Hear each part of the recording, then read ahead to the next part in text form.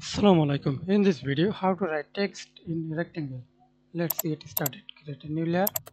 First of all, insert a rectangle. Then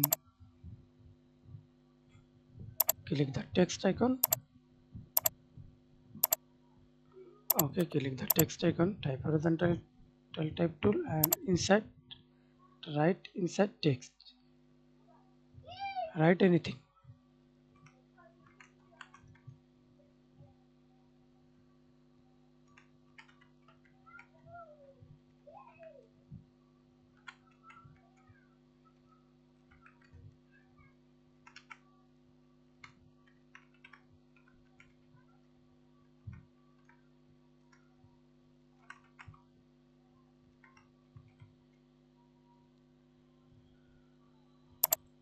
And again double click.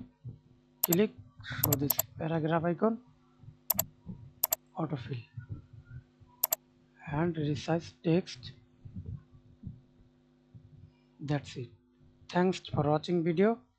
Please subscribe to my channel, like, comment, share.